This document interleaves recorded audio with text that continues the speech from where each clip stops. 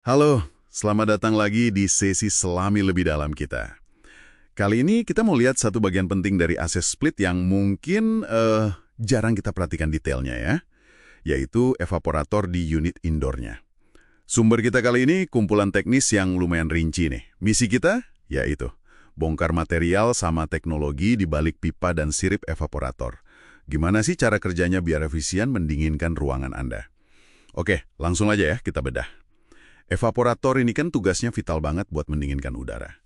Secara umum, ada dua bagian utama ya di sana. Ada pipa, ini jalurnya si cairan pendingin atau refrigeran.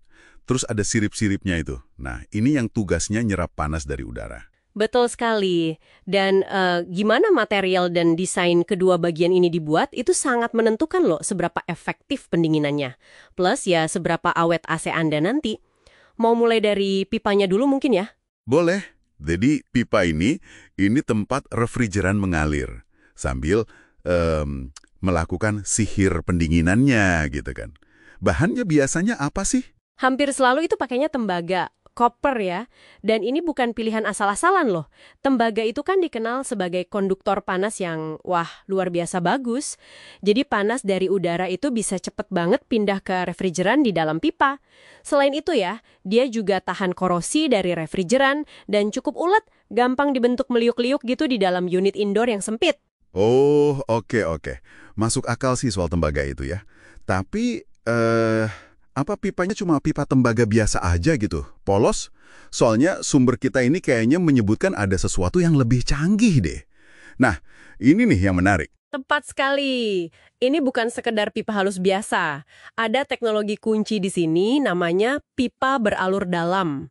Atau kalau istilah teknisnya inner grooved pipe. Jadi bayangin aja bagian dalamnya itu nggak rata, tapi ada alur-alur spiral yang presisi banget. Hah? Alur di bagian dalam pipa? Kayak ulir gitu? Itu fungsinya buat apa? Bukannya malah menghambat alirannya? Nah, justru itu pinternya teknologi ini. Alur ini ternyata punya dua fungsi krusial loh. Pertama, dia itu memperluas area permukaan di dalam pipa secara signifikan. Jadi kontak antara refrigeran sama dinding pipa jadi lebih banyak. Nah, yang kedua, alur ini juga menciptakan aliran yang turbulen. Kayak mengaduk refrigeran gitu di dalam, jadi penyerapan panasnya jadi lebih merata dan jauh lebih efisien ke seluruh bagian refrigeran yang lewat. Wow, jadi bukan sekedar lubang lurus ya. Canggih juga. Berarti ini salah satu rahasia kenapa AC bisa lebih cepat dingin dan mungkin lebih hemat energi gitu ya? Persis, kalau dibandingin sama pipa halus yang biasa, teknologi alur dalam ini bisa meningkatkan efisiensi perpindahan panasnya sekitar 30-50% loh. Buat Anda, artinya ya ruangan bisa lebih cepat dingin pas AC baru nyala. Dan dalam jangka panjang ya ini bisa bantu hemat tagihan listrik juga karena kerjanya lebih efisien. Oke. Pipa tembaga beralur clear. Sekarang pindah ke sirip-siripnya nih. Yang tipis-tipis, banyak banget itu nempel di pipa. Itu gimana? Nah, kalau siripnya itu umumnya dibuat dari aluminium. Alasannya cukup praktis sih. Pertama, aluminium itu ringan banget, jadi nggak terlalu membebani unit indoor. Kedua, meskipun konduktivitas panasnya nggak sehebat tembaga, tapi sudah cukup bagus buat tugasnya dia, yaitu mindahin panas dari udara ke pipa tembaga. Dan yang nggak kalah penting, aluminium itu harganya lebih ekonomis dibanding tembaga. Makanya kombinasi pipa tembaga dan sirip aluminium ini jadi kayak standar industri gitu, karena pas antara performa dan biaya. Tapi setahu saya nih ya, aluminium kan bisa korosi. Gampang karatan gitu kan? Saya pernah perhatiin, sirip AC itu warnanya kadang beda-beda. Ada yang silver biasa, ada yang biru, malah ada yang warna emas. Itu ada artinya. Wah, jeli sekali Anda. Betul, aluminium murni itu memang rentan korosi ya, apalagi di iklim lembab kayak kita. Makanya produsen AC modern itu sekarang melapisinya. Ada sih sirip standar ya yang tanpa lapisan khusus. Biasanya di model-model lama atau yang sangat murah, ini gampang korosi dan jamuran. Nah, yang paling umum sekarang itu namanya Bluefin. Bluefin. Oh, itu lapisan biru yang sering kita lihat itu ya? Iya, betul. Itu lapisan anti karat, biasanya bahannya epoksi atau resin yang punya sifat khusus, hidrofilik. Hidrofilik artinya suka air. Jadi, air kondensasi yang terbentuk di sirip itu nggak akan ngumpul jadi tetesan besar, Tapi dia bakal menyebar jadi lapisan tipis, terus langsung ngalir lancar ke pembuangan. Ini efektif banget buat mencegah karat, menghambat pertumbuhan jamur, dan yang penting juga menjaga aliran udara tetap lancar, nggak terhalang gumpalan air. Menarik. Terus kalau yang Goldfin, itu cuma beda warna aja biar kelihatan lebih mewah, atau ada fungsi lain? Bukan cuma soal warna, ini lebih ke performa. Goldfin itu biasanya lapisan yang lebih premium. Seringkali dia punya sifat hidrofobik, jadi malah menolak air.